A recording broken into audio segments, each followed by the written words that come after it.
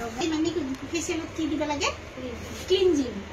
কৰিব লাগে ক্লিনজিং কিন্তু আমাৰ ফেচিয়েল ষ্টেপ এটাই আমি কেৱল মিনিট কিটা হে কৰিব লাগে আমি যদি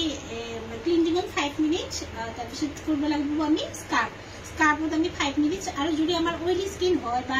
সিনথেটিক স্কিন হয় তেতিয়া আমি 3 মিনিট তাৰপিছত আমি যদি ড্ৰাই স্কিন হয় আৰু যদি পিগমেন্টেশনৰ স্কিন হয় তেতিয়া আমি 5 মিনিট কৰিব লাগিব আমি স্কাৰ্পত তাৰপিছত আমি কৰিব লাগিব মাসাজ স্কিন মানে আমি অইল স্কিন হয় যদি আমি জেল মাসাজ কৰিব লাগিব আৰু যদি ড্ৰাই স্কিন বা নৰ্মেল স্কিন হয় নৰ্মেল টু ড্ৰাই স্কিন হয় তেতিয়া আমি কি লগাব ক্ৰীমটো আমি 15 মিনিট কৰিব লাগিব মাসাজ তাৰপিছত আমি কি লগাম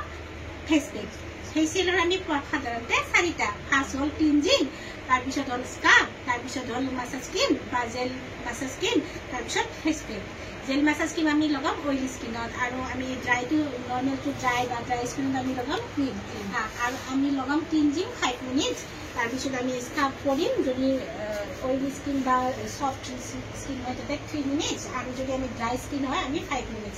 আৰু মাসাজ স্কিন লগাম আমি 15 মিনিট 15 মিনিট আৰু আমি পেক লগাম 15 মিনিট বা আমি পেকটো লগাৰ পিছত আমি চাবা লাগিব শুকুৱাটো কিছুমান জলদি শুকাই যায় কিছুমান শুকোৱাৰ পিছত আমি ধুই দিলে হ'ল আৰু আমি অইল এটা আমাৰ ফেস পেকো আছে মাস্কো আছে সেইটো সমানে টাইমটো সমানে আমি হেনেকে কৰি প্ৰথম আমি কৰিব লাগিব এনেকে আমি এতে কৰিব লাগিব লৈ আমি ওপৰ ফালে তল ফালে নহয় আমি স্কিন খান ওপৰ ফালে কৰিব লাগিব তাৰপিছত আমি কৰিব লাগিব নেক এইটো কৰি কিনে আমি কৰিম লিপছত এই দুটা মিলিকে আমি লিপছত কৰিম লিপছত আমি এই লিপসটো কৰি দিব কিছুমানে লিপসটো নকৰে তাৰপিছত আমি এইটো এটা লইম 8 স্মল 8 এটা ষ্ট্ৰক প্ৰেছাৰ পইণ্ট বা ষ্ট্ৰক কৰে এই ষ্ট্ৰকৰ কাৰণে মানে গ্লো আহে এইবিলাক পপাৰ হ'ব লাগে তাৰপিছত আমি কৰিম নোজ হয়নে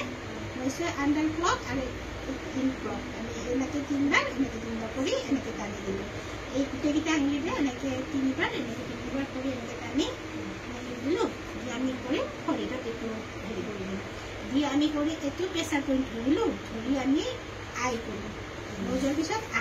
আইটো আমি এইটো B8 হয় এতিয়া আমি কৰিলোঁ 5বাৰ কৰি এইটো প্ৰেছাৰ পইণ্ট কৰিলোঁ তাৰপিছত আমি কৰিম আইৰ পিছত আমি ফৰহেডটো আমি প্ৰথম চাৰ্কল গোটেই যেতিয়া ফৰহেডটো কভাৰ হয় এনেকৈ আমি 3বাৰ 4বাৰ কৰিম অকণমান যদি ড্ৰাই বা ডাৰ্ক থাকে যেতিয়া আমি বেছি টাইম কৰিম আৰু যদি কম হয় হৈ যাব নিজে কম পোৱা যাব পিছত তাৰপিছত আমি কৰিম জিগজাগ কৰি তাৰপিছত এনেকৈ 3-4বাৰ মান কৰি তাৰপিছত আমি কৰিম চিচি গোটেই ফৰহেডটো কভাৰ কৰিম যাতে মাসাজটো হৈ যায় আৰু আমি ফেচিয়েল কি কৰোঁ আমি মুখখনৰ ৰক্ত সঞ্চালনটো বাদ দিয়াৰ পিছত আমাৰ গ্লো আহে সেইটো কাৰণে মানে আমাৰ দেহাৰ চব অংগবিলাক আমাৰ চলি থাকে কিন্তু মুখখনটো ইমান নচলে এইটোৰ কাৰণে আমি এইটো এটা সেই কৰি কিনে আমি আজিকালি ৰাখোঁ আৰু নিজকে সৌন্দৰ্য কৰি মানে তাৰপিছত এইটো এনেকৈ নামি গ'লে এইটো এটা প্ৰেছাৰ কৰি এতিয়া ৰাখিলোঁ ৰাখি আকৌ লৈ যায় এনেকৈ দি আকৌ আৰু যেতিয়া টাইট হৈ যাব গম পাওঁ আমি তেতিয়া আমি কি কৰিম পানী ল'ম ক্ৰীমটো টাইট হৈ যালে তেতিয়া আমি ইউজ কৰি থাকিব লাগিব অকণমান পানী লৈ হাতত